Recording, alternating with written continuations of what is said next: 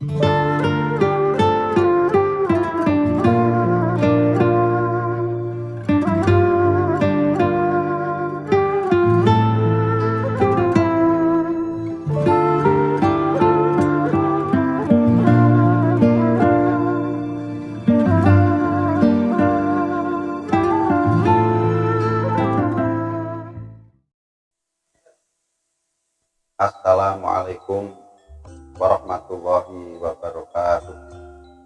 Bismillah, alhamdulillah, wassalatu wassalamu ala rasulillah wa ala alihi wa ashabihi wa man tabi'ahudha min yaumina hadza ila yaumil ba'tsi wan nahdoh amma ba'd.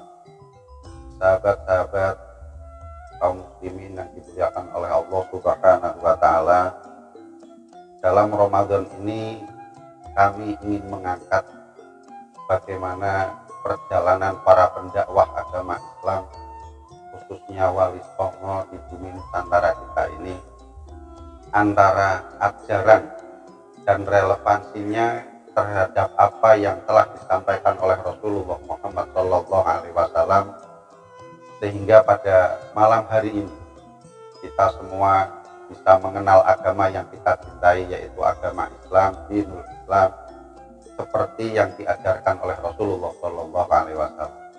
Di dalam Al-Quran surat Jum'ah, Allah Subhanahu wa ta'ala berfirman, "Walladzi ba'atsa fil ummiyina rasulan minhum yatlu 'alaihim ayatihi wa yuzakkihim wa yu'allimuhumul kitaba wal hikmah wa in kanu min qablu lafi dhalalin."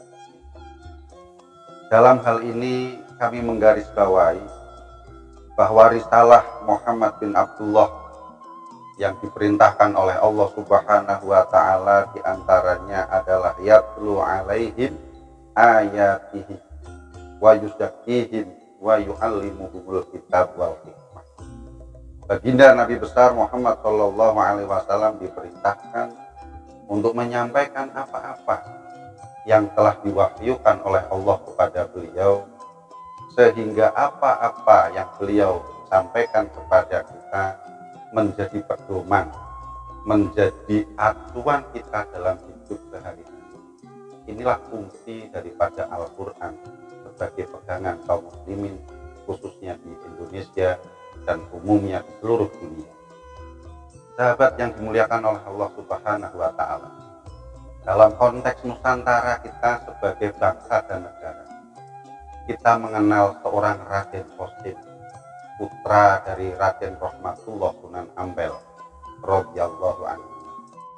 Ketika kita berziarah ke sana, kita melihat bagaimana tulisan di atas makam beliau yang terkenal dengan nama Catur Tiwulang. 4 ajaran beliau yang pertama adalah weneh ono marang wong kang buta. Secara eksplisit atau secara tidak langsung, Raden Qasim mengajarkan pada kita yang terlahir tidak mengerti apa-apa, tidak punya apa-apa, dan bukan siapa-siapa, butuh penunjuk jalan, arah jalan yang benar, sehingga kita bisa kembali pada jalan bagaimana kita mengetahui sangkan parani Jumat. Kita kembali kepada jalan dari mana kita diciptakan. Innalillahi wa inna ilaihi raji'un. Sunan Derajat mengatakan weneh ono teken adalah pegangan hidup. Pegangan hidup kita sebagai orang muslim adalah Al-Quran. Dan orang wuto atau orang yang buta arah dalam kehidupan ini adalah kita semua. Nilai besar yang kita tangkap di sini adalah bagaimana luar biasanya seorang Raden Qasim yang mengakulturasikan budaya. Ketika agama datang dari Arab dengan bahasa Arab, Al-Quran bahasa Arab, tapi sampaikan oleh beliau di tanah Jawa dengan bahasa yang ringkas, weneh ono teken marang kang wuto. Sebagaimana firman Allah tadi, yatlu 'alaihim ayatihi wa yuzakkihim wa yu'allimuhumul kitaba wal hikmah. Kalau Rasulullah mengatakan balighu anni walau ayat, sangat luar biasa sahabat-sahabat. Inilah konteks yang oleh bapak-bapak kita sebut oleh para pengurus besar Nahdlatul Ulama sebagai Islam Nusantara.